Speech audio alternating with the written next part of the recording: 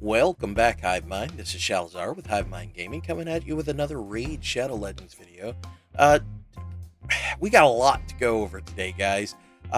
First, we're going to go over the patch notes for 3.21 and 3.30, and then I'll do a separate video on my reaction to the actual champions that are coming out in 3.30.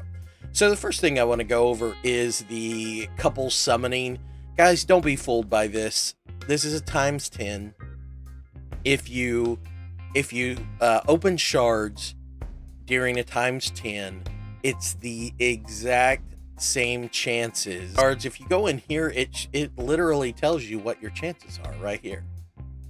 So if it doesn't change these numbers here and here, then you're not getting any other benefit other than if you actually get an epic, you have a 10 times better chance to pull these guys. If you actually get a legendary, there's a 10 times chance that you'll pull these guys. So don't be fooled by the 10 times, guys. Content creators have said it over and over and over, but people that are new to the game, I constantly see posts on Discord and Facebook about people complaining that they opened a ton of shards but didn't get any during a times 10. Well, that's not how that works. All right, so that's how the times 10 works. Let's get into the patch notes. So for the patch 3.21, mostly is just fixes to the Doom Tower. So here's what you need to know. So that tells me that there's a lot of stuff that was fixed in the background that probably doesn't affect us much. All right, for purposes of the Nether Spider, she will always attack with her second skill, Brood Feast, at the beginning of the round. 3 of the current Doom Tower bosses, the Frost Spider, Nether Spider, and Magma Dragon, now all have a new passive skill, and that skill is Almighty Strength. Damage from skills that scale based on enemy max HP, including poison detonation abilities, cannot exceed 10% of the boss's max HP when attacking the boss. All right, so they mentioned in one of their announcements that they were working on something that will fix specialty, using air quotes, specialty champions that people use to just run in and nuke down the bosses. So I guess that's how they fixed it. So they basically, I think this is the same ability that the clan boss has. So you can't just run into the clan boss and just nuke him down. So yeah, so I guess they just fixed that. So now you have to actually use the mechanics that were designed for each boss. So it's going to make it harder for some people, because a lot of people, that's the only way that they could beat those bosses, because a lot of people just don't have the chance to beat them. And I guess they're kind of forcing your hand to spend money if you're free to play, because a lot of these champions that are coming out for their fusion, and I did research. I looked at all my videos yesterday after I did my video from yesterday, and every single month for the last 6 months, actually even before then, all the way back to July when I first started doing videos, they've done a fusion every single month, except for November, where they did 2. So, I mean, one of those was the epic, but still, I mean, that's ridiculous. It's just a money grab, guys, because they know people are going to need to spend money to get the energy to actually do these events. So, and with the constant rise of points that it takes to get certain milestones in the events, shows that they don't have free-to-play players in mind when they're actually doing this, because they're making it harder and harder for someone that's free to play to actually complete the events to be able to get the champions that they're putting up for fusions, and that's not okay. If anyone's watched the free to play videos by Jay Giggs, I mean, he's probably the best I've seen when it comes to free to play videos, with being able to complete some of these fusions without spending a dime. So, I mean, hats off to that guy. He is a boss. But with that being said, I mean, that's not the general. He's not a very good representation of the free to play community, because I mean, he's a boss, and the general free to play community is not going to be able to do it. And they keep raising, and you can see his reaction when he's watching or reading what the requirements are to reach certain milestones or points in each event to get to the next shard or fragment or the next, champ, that kind of thing. And he goes crazy because he realizes that they keep raising the bar, and it just makes it harder and harder for free to play. So it kind of irritates me. I'm not a free to play player, but as a content creator, it's frustrating to see that there's so many people that are free to play and they're just getting hammered left and right. So it's unfortunate. So two of the current Doom Tower bosses, the Frost Spider and Nether Spider, also have another new passive skill. Here's the skill: Almighty Persistence. All turn meter reduction effects are decreased by 50% when used against the boss. Well, okay.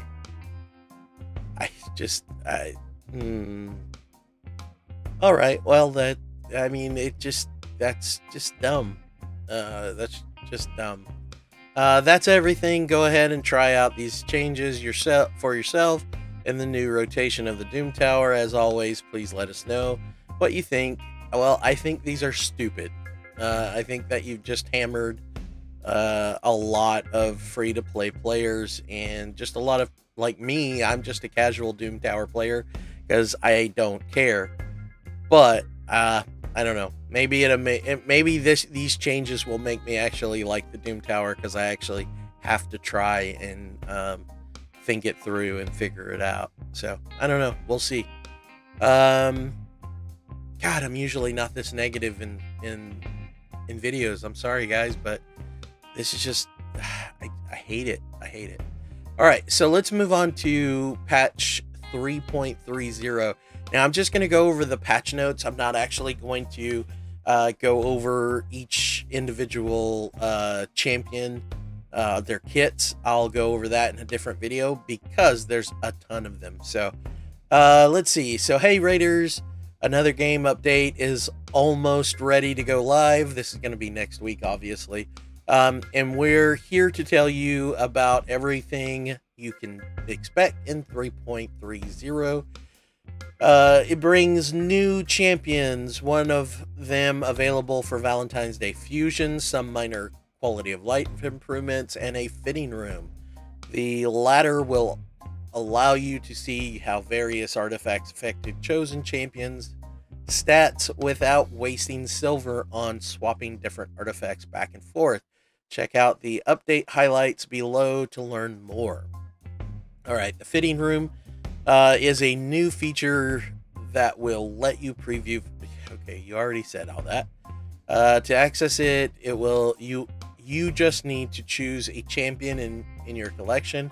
Go to filter and tap the fitting room button that appears under their artifact type filters. You'll still have access to all relevant filters, so choosing the gear you want will be easy. This tab will also allow you to see how the selected champion stats are affected by different artifacts and accessories before you finalize your decision. Once you have the desired artifact combination, tap on the equip button to equip them. Simple. keep in mind that the cost of swapping artifacts accessories still applies in full for every item you replace. So basically, you're going to be able to see exactly what it's going to cost you to replace the whole set of all the gear. Because like when you're swapping one piece at a time, it's 100,000, 150,000, 50,000. I mean, lots of different price ranges, right? So you don't think much about it. But when you go to this fitting room and you re-equip a full set of gear, and you're gonna see, you know, the price range pop up to around 2 million. Yeah. I mean, they've already got people complaining about how much it costs to swap gear. It's really gonna hit them hard now that they've got this coming in, and people start seeing those big numbers, that 2 million mark or more. Because, yeah, I mean, people are going to be really up in arms when they see that. So, however, equipping artifacts accessories into an empty slot is free. Oh, yeah, well, you already said that it's exactly the same. So, all right, so I'm not going to go over their kits, but I am going to basically give a brief look at them. So, 4, 8, 13 books. That's not horrible. 13 books is not horrible. Let's see. Okay, so yeah, we figured we would have, like, I called it yesterday. I made a video yesterday calling that there would be a fusion next week. And so I was right on that. And I figured that there would be one fusion champ. So I noticed that they didn't say whether it was going to be a fragment or a old school or classic fusion. But with the number of champs that are coming out, it makes you think that it's going to be an old school. The problem is there's only 4 rares coming out. There is a ton of champions coming out, but only 4 of them are rares. Now, there is one of each affinity, so there's a good chance that they might do like they did to Pixnell. The Pixnell fusion, they had only 3 rare champs that were Force, Spirit, and Magic, and then you had to get 4 copies of them, and then there was 4 Void. Well, with this, they might just do like that, where they have, we have to get 4 of each of these 4 champions. So I don't know. That might be, which in all fairness is actually better for us, because if we pull shards, we can pull mystery shards. We have a chance of pulling a rare. I know, guys, the pull is saturated, so if we pull it, it's hard to pull a rare with a mystery shard, and then the chances of pulling one of these 4 is really diluted. I get it, but there's that possibility. And if that happens, then you can pick and choose which events you're actually going to complete, which I would stay away from summoning events, and I would stay away from champion training events, because those are usually the hardest, because they need the most points. The others mostly all need energy, so I mean, that's nor here nor there. You have to be very conscious about where you're spending your energy. So when you're resource management. All right. So anyway, 13 books is not bad. That's really not bad right there. That's only 10. So that's good books. Let's see. Ooh. That one hurts a little. That's 15 books. 10, 11, 12. 12's not bad. 12's about common for old school. Wow, he looks really cool, actually. Sacred Order too. Nice. Let's see. 13. Yeah, that's about right. Oh my goodness. Okay. So, let's see. Oh my goodness. All right. So 9, 14, 15, 16, 17. Jesus. Okay, this is the guy that we seen the art for like a long time ago, and actually his whole kit was leaked, God, a year ago. So I actually have a video. You can go check out one of my old videos where it was back when Krila came out. I did a video, and because Krila was leaked, and a few others that are already out was leaked. So yeah.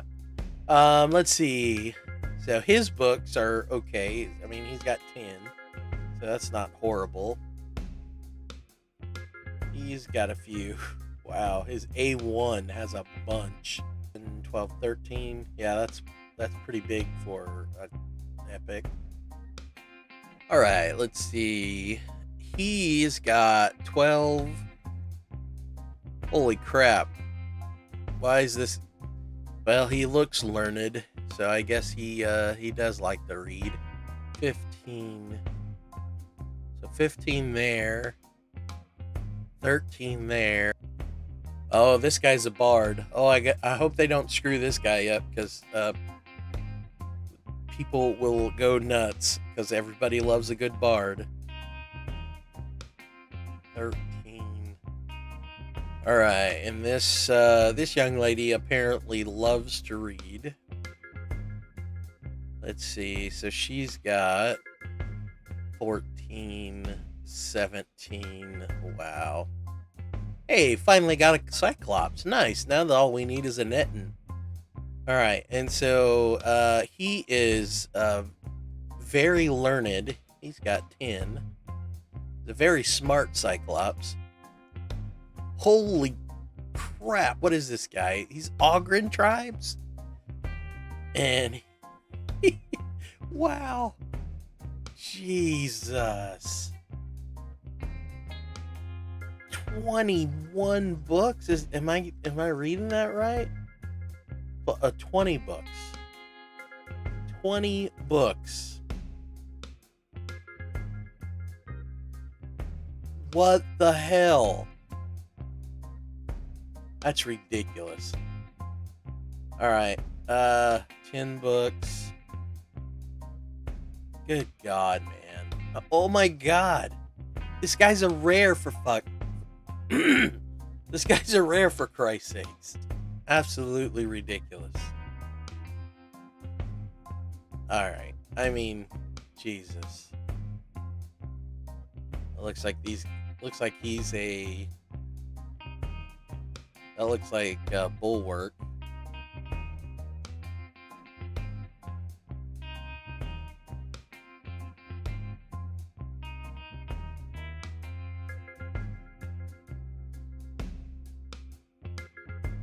And that's definitely, I bet this guy's got a crossbow, because that looks like the uncommon crossbow guy.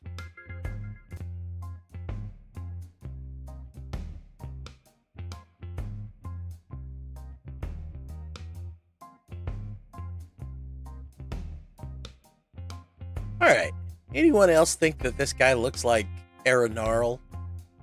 I mean, obviously it's not, because she's got like a split in her helm here, and her hair, it's like a plume of hair coming off the back. So here's her picture. So obviously not the same.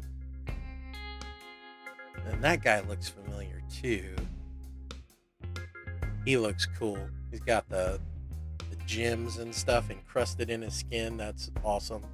He looks cool. He looks like a living avatar of one of their gods, maybe. He's part of the Sacred Order.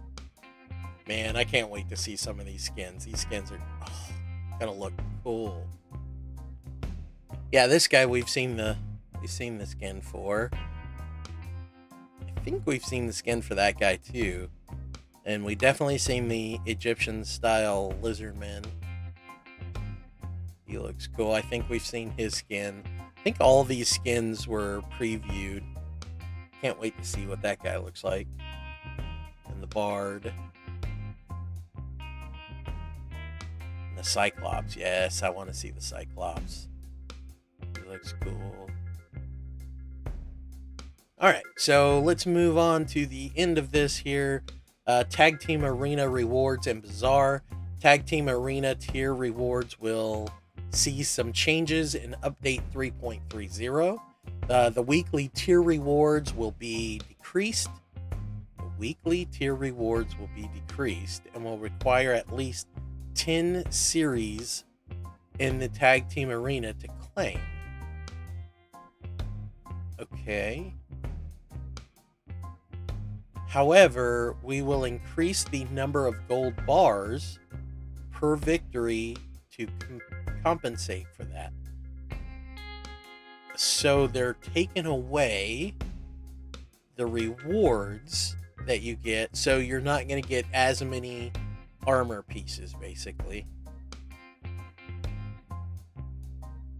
Yeah, rewards will be decreased. So yeah, so you're not going to get as much reward at the end of the week, but the gold bars per victory are higher. Okay, that's I can accept that. I mean, it's gonna suck for the people who don't actually need the gold bars because they're maxed out, but I mean, it'll help other people. That'll definitely help free-to-play players get their great haul up quicker, so that's good. That's good.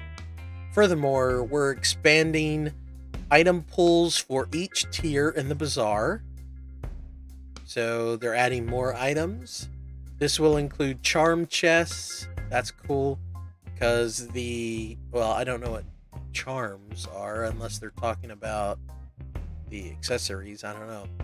Player avatars for each tier, bronze, silver, gold, could care less. But if that's something you like, that's cool. Fragments of rare void champions required to fuse Broadmaw. Who the hell cares? Oh my god, you can fuse Broadmaw